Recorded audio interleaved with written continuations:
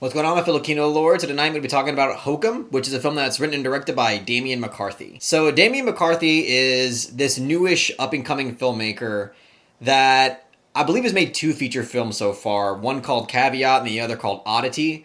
And out of those two, I have seen Oddity, and I thought that was a pretty effective horror film, thought it was quite solid. But either way, I mostly went into Hokum and mostly wanted to go see Hokum for the fact that it's a horror film starring Adam Scott, and that really fucking terrifying rabbit humanoid thing in the trailer just captivated me, and I was super curious to see how they would incorporate something like that into the film itself. So coming out of Hokum, I gotta say that I found this to be a pretty effective and solid horror film. I liked it quite a bit, despite the fact that I do have some reservations about it.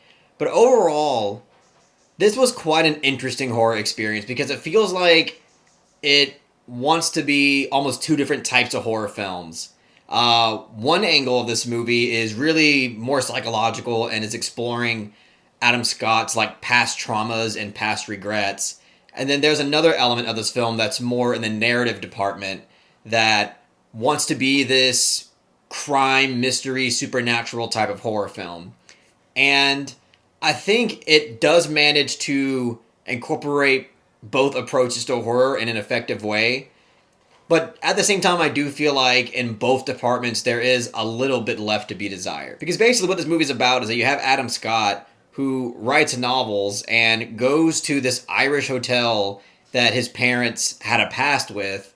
And it's through that very basic plot line where a murder occurs and Adam Scott kind of gets entangled in unwrapping this crime mystery thing. But again, as I already mentioned, it also uses this plot line to explore more darker and personal themes that are more in the psychological realm regarding Adam Scott's character that have to do with themes of regret and guilt and death of a family member. Basically, the more involved that Adam Scott gets into this murder mystery, the more that he is forced to confront his past traumas. And the reason why I say it can feel like two different films at times is because the stuff revolving around Adam Scott's personal past traumas basically has nothing to do logically or narratively with the murder mystery. Now, thematically, there might be a connection between the two, but it ultimately kind of feels like we're getting a 2-for-1 deal here with Hokum. But one thing that I really loved about this film is that I feel like Damien McCarthy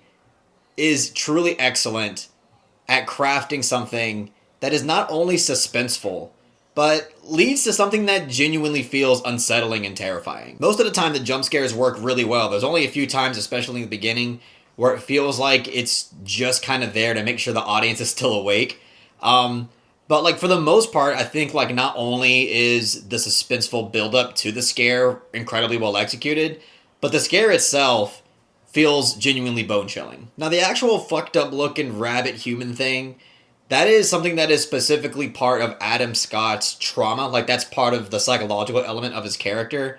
And it's not very apparent in the movie. Like, it's only in there for a few moments. But those moments are quite crucial and are incredibly effective. But I can see people being a bit disappointed by it because it was a huge element of the marketing to this movie, and since we don't really get that much of it, and it doesn't really play the most integral element in the main narrative, like I can see people being kind of disappointed by that. I also really enjoyed the writing to Adam Scott's character and his performance.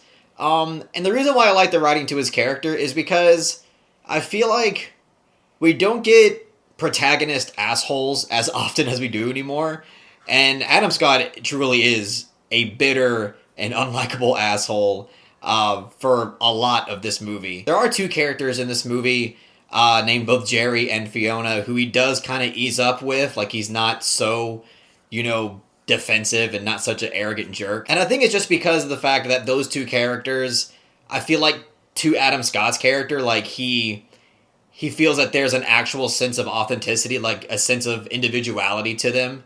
That I think he appreciates enough to talk to them like a normal human being for a little bit. But either way, he is like a total asshole for a good chunk of it. I mean, things that he should be definitely getting his ass kicked for. But he's also like relatable in certain ways. Like a lot of the things that he's an asshole about you can kind of, on some level, understand why he's being a dick about it. And again, I like the performance from Adam Scott. Like, I feel like Adam Scott does a great job at reacting to things as, like, a normal, rational dude would react to things. Not in terms of, like, him being an asshole, but more towards, like, the actual more terrifying events that he has to react to. And of course, with really any supernatural horror type film, it does run into some tropey elements.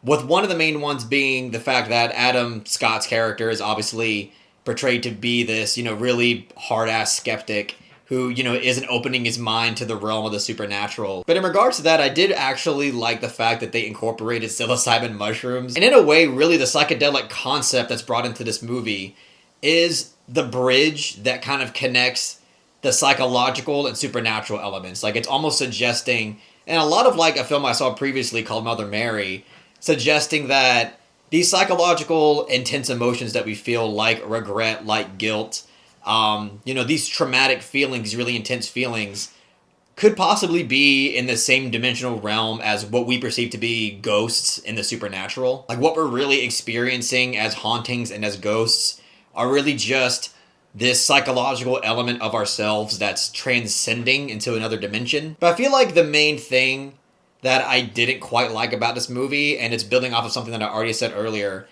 which is the fact that even though it tries to be both a murder, crime, mystery, supernatural movie and a psychological horror movie, I feel like it doesn't do quite enough in both departments.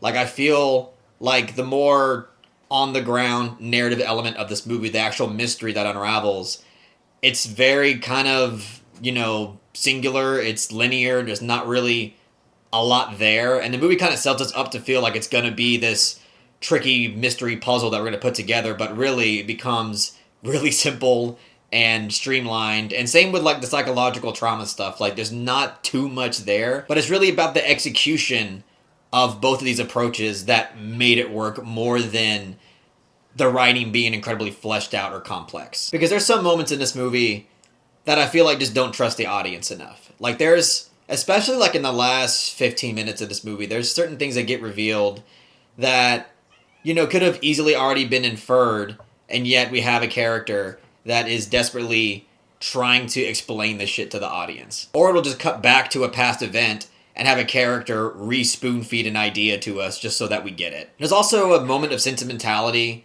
that is supposed to be like this huge, like, catharsis moment, this, like, therapeutic moment for Adam Scott's character in the third act of the movie, that in terms of execution just didn't work for me. I thought the score was a little bit overbearing and trying a little bit too hard to make us feel things.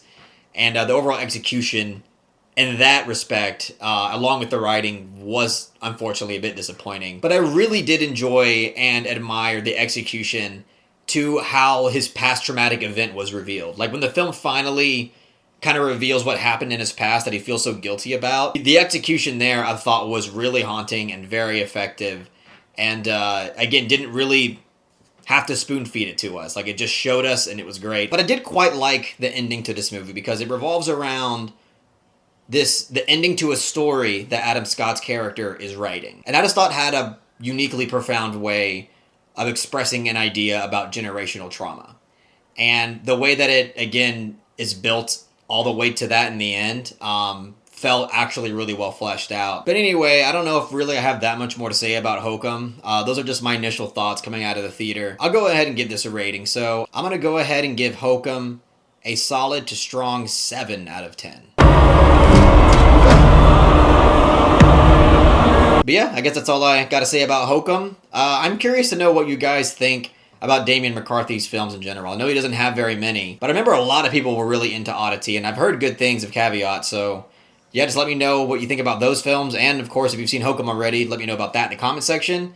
But that's it. If you really enjoyed this video, please give it a thumbs up and share it amongst your friends, and don't forget to subscribe to the channel to be updated on more film-related content.